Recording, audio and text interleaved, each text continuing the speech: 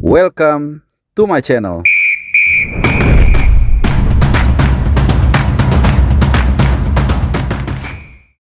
Ya, selamat untuk Persib Bandung, selamat untuk Bobotoh, dan selamat untuk warga Jawa Barat yang tentunya kalian pasti tadi sempat dibikin deg-degan, tapi setelah itu meledak seperti gunung berapi karena Persib Bandung secara luar biasa, secara mentality, secara semangat berhasil against all odds mengalahkan PSM Makassar dengan skor 2-1 pada laga yang berlangsung di Parepare di Stadion Baharudin Yusuf Habibie.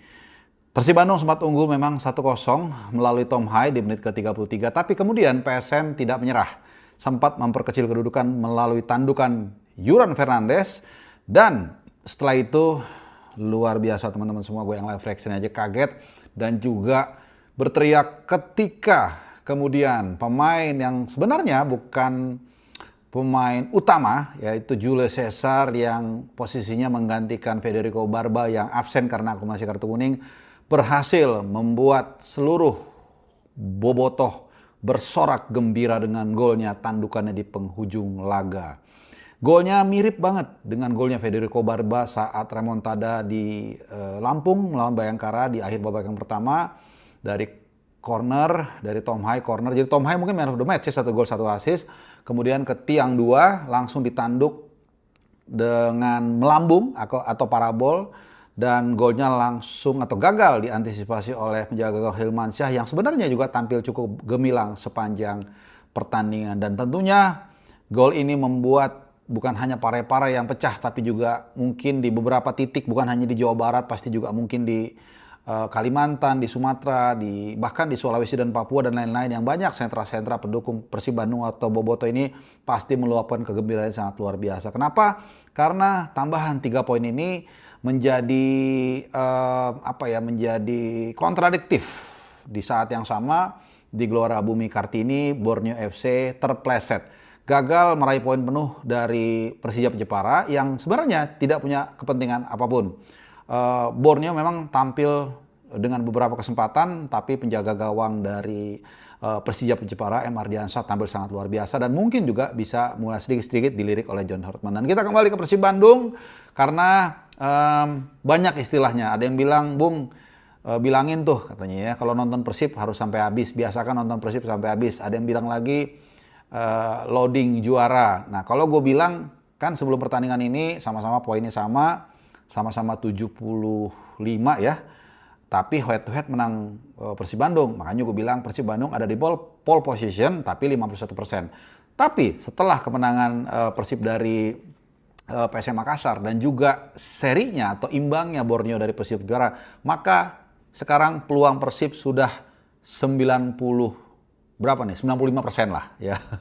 Ada yang bilang 99, ada yang bilang 99,9. Intinya sudah sangat besar karena kenapa di pertandingan terakhir yang akan berlangsung nanti tanggal 23 ya, hari Sabtu kalau nggak salah, di GBLA jam 7 malam, Maung Bandung, Pangeran Biru hanya butuh hasil imbang untuk memastikan gelar juara kelima mereka di era Liga Indonesia Modern. Pertama kali tahun 94, gue masih ingat, saat itu adalah Liga Indonesia pertama, Liga Dangil namanya. Itu Persib Bandung juga mengawali musim atau era Liga Indonesia Modern dengan gelar juara mereka, dan dengan pemain-pemain lokal, nggak ada pemain asing sama sekali dan banyak pemain asing dari Jawa Barat dan sekitarnya. Dan kemudian mereka juara lagi 2014, gua kebetulan juga ada di sana di Jakabaring saat itu dengan Ferdinand Sinaganya. Dramatis ya menghadapi Persipura, dan kemudian 3 kali beruntun Persib Bandung juara di bawah coach Bojan Hodak. Tahun 2023-24 itu sebenarnya Bojan Hodak masuk di seperlima awal musim menggantikan Luis Mia, bukan dengan pemain dia, tapi dia berhasil juara dalam format Championship Series. Di regular season memang Persib bukan finish nomor 1 Borneo, tapi kemudian memasuki fase berikutnya Persib bisa menggondol atau memastikan gelar juara. Tahun lalu kemudian lebih gila lagi, mereka mencetak back to back, dan tahun ini ketika orang menyangka mungkin Persib akan masuk gigi satu, akan melakukan permajaan, tapi kemudian mereka mendatangkan sejumlah pemain. Salah satunya Tom Hai yang di pertandingan tadi menjadi katalisator. 1 gol, 1 assist, sangat luar biasa di ambang juara. Tapi sebelum kita lebih jauh sedikit membahas bagaimana poin-poin yang menarik, pada kesempatan ini kalau kalian teman-teman Bobotoh berkenan, ada baiknya kemenangan ini di pekan kali ini kalau gue boleh saran dipersembahkan buat salah seorang yang sangat direspek banyak orang, yaitu Coach Bojan Hodak ya, yang baru saja kehilangan ibunda tercinta. Ya pasti kalian yang pernah atau sudah kehilangan orang tua bisa merasakan bagaimana sakitnya rasanya dan nggak ada salahnya.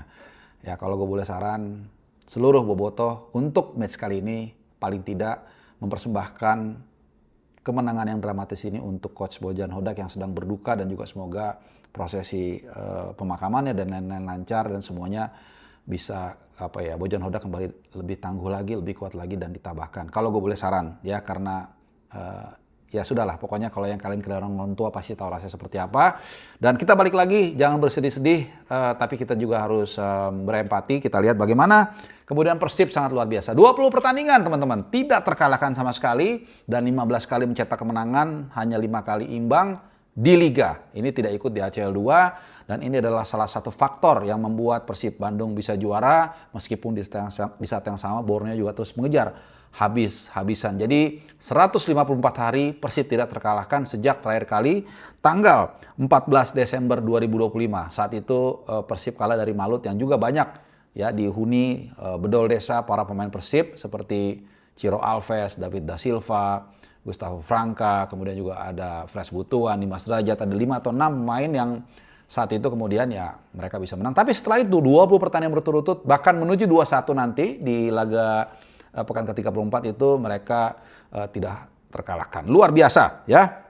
Dan salah satu juga yang membuat Persib ini bisa tampil sangat konsisten dan saat ini berada di puncak klasemen adalah tuah GBLA. Ya, jadi selama musim ini, sepanjang musim ini Persib tidak terkalahkan di liga dengan mencatatkan 15 kali kemenangan dan hanya 1 kali imbang.